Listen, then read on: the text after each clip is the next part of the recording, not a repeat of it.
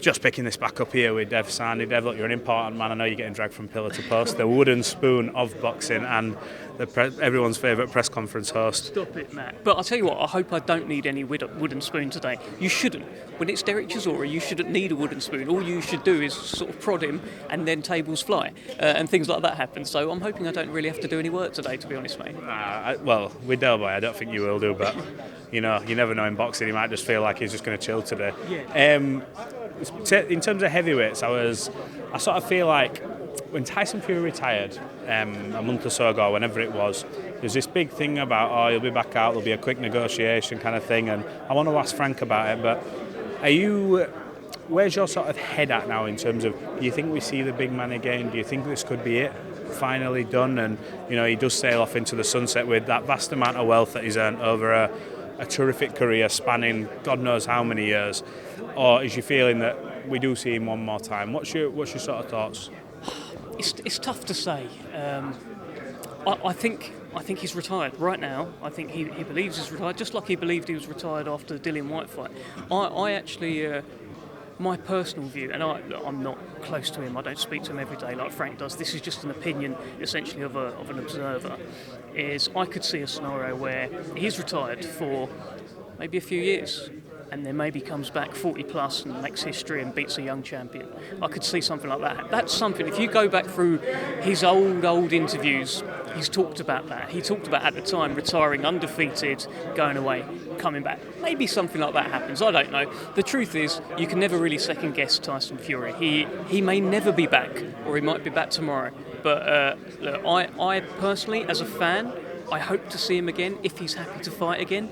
But if the hunger's gone, then don't do a job where you're going to get punched in the head, because what's the point? Yeah, especially when I would say he's completed boxing. He's won every belt. He hasn't had the tag of undisputed, but he had every belt, like at some point or another. And look, what he's done in boxing's been absolutely incredible. Look, in terms of heavyweights, I'm so excited for Daniel Dubois and Dubois-Parker. I get the feeling in some quarters that people are almost talking as if the Usyk and Dubois rematch has to happen if Daniel goes through. And I look at that in 2 ways and just think, I see this as a pure 50-50 fight. When you look at the run Joseph Parker's on, the only thing I'd say is he's had a while out the ring now, and continuity always helps him, I feel, when he's active, when he's flowing. But Daniel Dubois' form as well is incredible, coming off an excellent victory over Anthony Joshua at Wembley. How excited are you looking forward to this fight where I genuinely think anything could happen? I'm so excited about it, and listen, with Tyson Fury retired, this is number 2 versus number 3 in the world. He's number 2 to Usyk, is Dubois, and Parker is number 3. They're the 2 in-form heavyweights, and it's Joseph Parker's not the sort of guy that you overlook for a bigger fight down the line. If you don't believe me, go and ask Deontay Wilder, because he did just that. All the interviews in Fight Week were about Anthony Joshua. I hosted some of the press conferences for that, for Parker Wilder and Joshua Wallin. And I remember asking Wilder about Joshua and trying to get them to engage a little bit. All the talk was about the next guy, but he never got to the next guy because Parker's got in the way. Now, if Dubois is genuinely thinking about the next guy, it's a mistake, because Joe Parker is serious, he means business, he's a new guy, trusts himself, believes in himself. But if that is just Daniel Dubois being this new showman that he appears to be, making a bit more noise than he used to, but still being fully dialed in for Joe Parker, we've got one hell of a fight February 22nd. Do you want to see the winner either way fighting Usyk? Yeah, that's the fight. That is the next fight, and it's undisputed again. So, what's in it for Usyk? I mean, how many 2-time undisputed heavyweight champions can you name? Off the top of my head, I can't really name any. Who's done it a couple of times? It's crazy. So Clarissa Shields in the women's games just wrapped up another undisputed. Different, but she's done it as well, the GOAT. Yeah, look, fair play. And does she beat Jake Paul? Who knows? Maybe we'll see that one day. Yeah. Probably. Yeah. Look, I want to ask you about this. Terence Crawford and Canelo is on. Now apparently it's off. We're now hearing Canelo potentially he's fighting Jake Paul in May the 1st. Not confirmed. How sort of disappointing is it when you see a fight like that get confirmed? You know the magnitude of that event and what it would do, the numbers it would do, and the intrigue of, can this pound for pound great, both of them are by the way, climb up in weight and almost have that opportunity to not just cement his legacy even further than it already is, but to beat a guy like Canelo at that weight with no rehydration clause. Is there are you a bit gutted that we're potentially not seeing that? Listen, maybe we still will. I don't know. I never get too excited about this stuff until I see it properly announced and there's press conferences and that. We get too many false dawns in boxing. But here we are. But look, the gaffer is here, the main man. How are you, boss?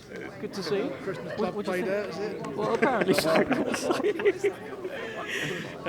Yeah, we get looked after at Queensbury. But yeah, Crawford Canelo. Hopefully one day. It is a fascinating fight. So is Jake Paul against Canelo. I know. I just want to see if that fight can actually go past one round. Can Canelo go past one round with the force that is Jake Paul? Wow, you've got away with words, but that's taking the biscuit. Do you know when you see that fight? Do you look at that? And I've asked Gareth here this, and I'll ask others. Do you look at that and say, in all seriousness, look, Jake Paul, I think, has been great for boxing, and long may he continue to make a lot of noise. What he's done for Katie Taylor and Amanda Serrano, and the numbers they hit, never thought we'd see it. But when you look at that fight, if that was to happen at any weight, whatever condition you want to put it in, would you look at that as more of a concern and go, you know what? This fight ends when he wants it to end, and if he really wants to hurt him, he could do. And boxing is not a sport to be playing around in at them kind of levels with a guy like Canelo, who, in my eyes, is still top 5, top 6, pound for pound. I would argue, because I like Jake Paul. I Brilliant. Admit it. I've been around him. I've interviewed him a few times. I think he's a top guy. I think what he's done for women's boxing, amazing. What he's done to raise his profile, the audience. I think he's top notch. I would argue that there are much bigger mismatches in boxing every week than Canelo against Jake Paul. I'd say when you've got a Olympic gold medalist taking on journeyman, etc., etc. Jake Paul now has a professional boxing record. He's a fighter. Jake Paul is now a fighter. So I don't think it's the biggest mismatch of all time. Sure, it would appear that Canelo could end it whenever he likes. I'd watch it though. We'd all watch it. Mate, I'm here for it. I'm more here for Canelo against Crawford, because then you know what you're watching is high level stuff. The Canelo Jake Paul thing is kind of more different audience. What fight in boxing do you now want to see get made? I think I asked you this a few months back, but then I think it probably did get made. Just quickly before this starts, every fight seems to be getting made at the minute that we want to see. So that is kind of now a harder question, because we're in this sort of Disneyland of boxing where shit just gets done. So outside of the fights that have been made, outside of Fury Joshua, what do you want to see? Doesn't have to be Queensbury. I want to see Naoya Inoue against Nick Bull. I'm so intrigued. What a car crash. I mean, like, the fella is a wrecking ball. When you'll see when Nick Bull, when he rehydrates on fight night, he will be so much bigger than Naoya Inoue, who has flown up through the weights.